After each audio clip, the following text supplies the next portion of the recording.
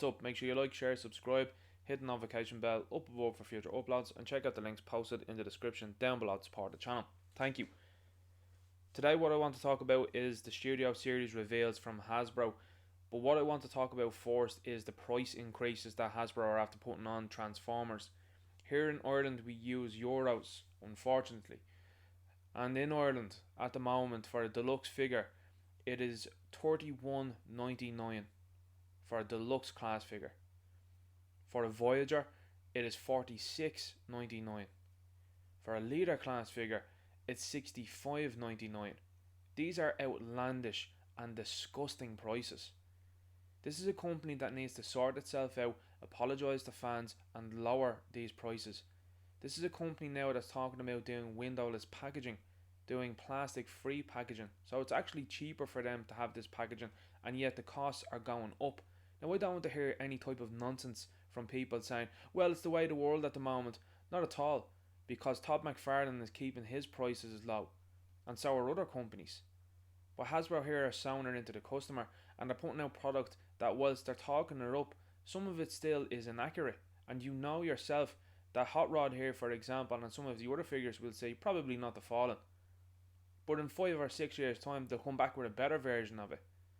Now I know as a company as well, and as it being a capitalist company, that's what they're going to do. They're going to make slight tweaks, small improvements for you to buy the next one, and that's fine. But I do have an issue when you're charging outlandish and ridiculous prices like this for these figures. You have a situation that's occurring here in Ireland, for example, which is you have one big store here, Smith's Toy Stores, that there's rumours of them bringing in less product. Now at the moment, the leader class, the Fallen, can't be found anywhere this side of the world. At this moment. Now that could change. But I've no doubt that it's got to do with the prices. You're seeing a Titan class figure now as well in Titan class Metroplex that's €250 plus. It's outrageous. Now what is happening? Well, at Smith's they have to have these figures on discount and on clearance because some of them are just not very good, and also then the prices are way too high. So Hasbro need to get a handle on this, and that's what I wanted to say first, because you're not going to hear that from some other YouTubers that are going to talk these up and tell you that these are the best figures that they've ever seen. They are good figures, but they are not worth that money, considering only a couple of weeks, months ago, the same figure is worth far less. Anyway, we'll start off with the deluxe class Autobot Hot Rod. Hot Rod looks nice, looks okay in the robot mode. One thing that I think Hasbro are probably going to lean towards now, they mentioned it a couple of times on the stream yesterday, and I said that is pretty interesting to hear that. They talked about licensed vehicles. So this is licensed by Lamborghini. Now I believe personally that that's what they're going to use going forward to justify the high prices of the Studio Series. Now they're not going to get away with that though when they talk about the Studio Series 86, because they are cartoons, they are things that they own themselves, and they are not licensed vehicles. Will they go into that way? Possibly, maybe in the future. I hope they don't. I hope they just keep it as the generic type of vehicles that they were in the 86 movie and indeed in 1984 and 95. But I thought it was very interesting to hear them talk about licensed vehicles. So this is something I think that they might use to say that's why the prices have gone up, are using licensed vehicles. Absolute nonsense. Here you have Autobot Hot Rod in his alternate mode. Looks okay. Again, like I said, it's not seamless or anything like that. So if you're someone that thinks that the $31.99 is something that's really valid for this, I don't think so. There's still inaccuracies that are happening in this figure, and I know as well too for people that are saying, well, it's a deluxe class figure, it's small. Yeah, I hear you on that one, but still there's still inaccuracies. There's also still hollow parts as well too within the figure. These are things that are happening in this line. It has to be called out. You're getting hollow figures and yet the prices are going up. You've got Crosshairs here, as you can see, his arm is hollow, so not even a fold out panel here for his hand to hide and for it to fill out the arm. Instead you're going to have to go to a third party and they're going to have to be able to fill out the arm. You know what I'm saying? So at $31.99 I think this is egregious and I think this is unacceptable. I do think Crosshairs looks okay. This is a difficult transformer to do anyway, because of the fact that he has a trench coat that's made out of the car parts. It's a very difficult design. The head looks better than we've seen in previous iterations of the character, and I like the SMGs. You know as well too that this is going to be repainted and slightly remolded, because that's what they've done with the Bumblebee figures. The Bumblebee figures at this stage, by the way, in the Studio Series, I can't discern or make a difference between any of them now at this stage, because it's all the same base mold skeleton with slight alterations, and they all don't look that great in my opinion. But Crosshairs, you know, is going to get a slight remold and then a repaint, and then you're going to get his previous version from Age of Extinction. So that's an easy one for Hasbro. That's 60 plus euros that they have out of fans potentially with the same mold with slight changes. I mean, at a deluxe scale, I don't think that that's great either.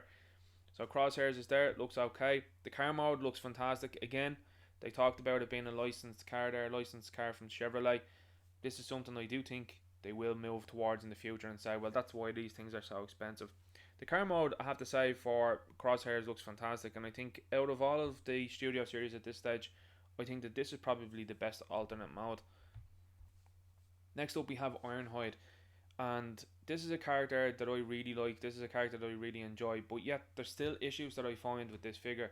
There's been a review that's out there from Prime vs Prime, who's out there on YouTube, who gets these figures early, and he's done a review, and it looks good, but you still have massive panels here on the side of the legs. This is a figure that they're expecting you to pay $46.99 for.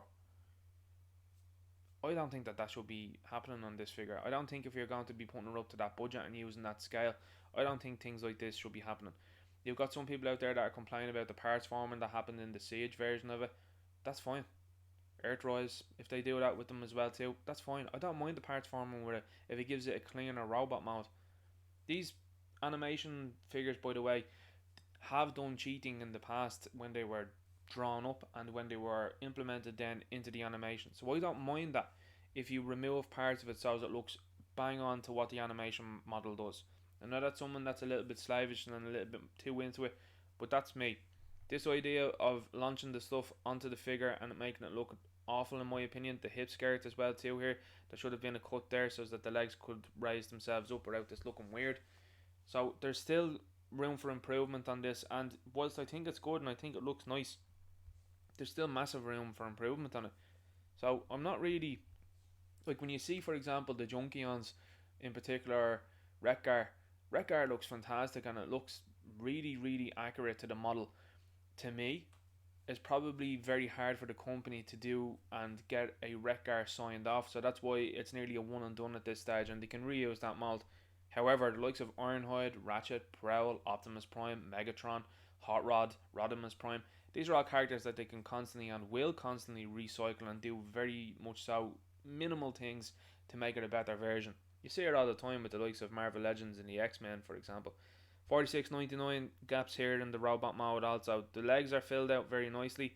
We have these parts here that are exposed. It just looks unfinished. And then you come to the vehicle mode. The vehicle mode is very decent looking. However, two massive hinges here really ruin the look of it. I know that that's for the transformation, but maybe something could have been worked around for this. Translucent windows. Stop doing this, Hasbro. You need to stop. What you did very well was with the buzzworthy Bumblebee line with Cup. I think you did excellently with that by having a painted window. And indeed, I think it was actually full plastic. I don't think it was even painted. I think it was full plastic, and that looks much better and it's much sturdier than this translucent stuff. Also, at $46.99, are you joking me with these blue things that are on the top of Ironhide here? It totally ruins the look. Now, I know what you're doing. You're using this because you're going to put a light bar on top of this for Ratchet, but that looks awful. So you're hearing some people out there and fans, and this is what gets my goat as well, at $46.99, people saying, just shave it off. Why don't Hasbro do that? Why don't Hasbro get in and involved with the Ironhide and say, listen, don't think this looks fantastic, get rid of it. I know we have to use it for Ratchet later on, but my god, that is absolutely terrible looking.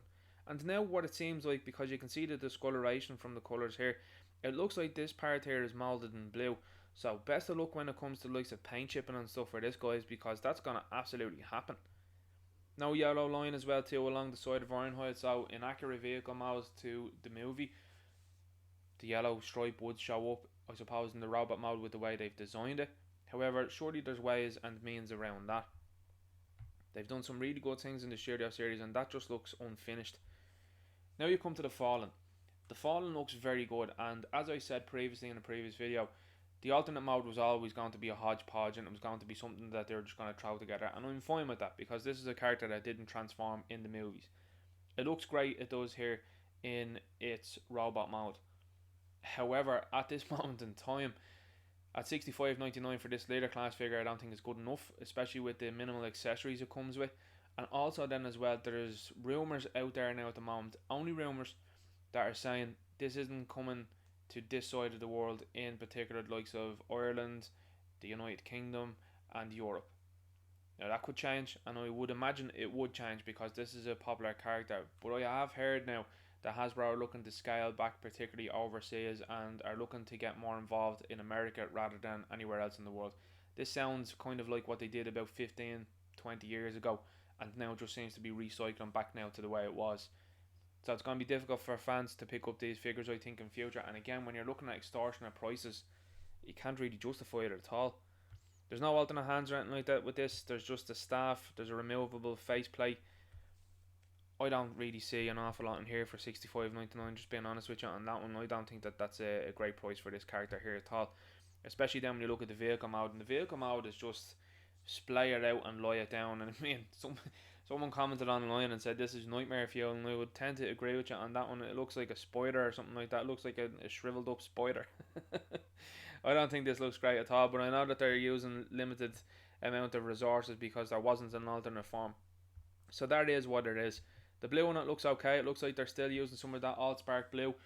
I know in the stream they were talking about, hey guys, you know, it was blue in the movie, but it wasn't that blue though. You know what I mean? There was kind of speckles to it. There was a bit of rust to it, I thought, within the movie. A bit of battle damage to it. It wasn't Allspark blue. It looks like they're still trying to get rid of that Allspark blue when they bought it a couple of years ago. But that's the reveals anyway for the studio series.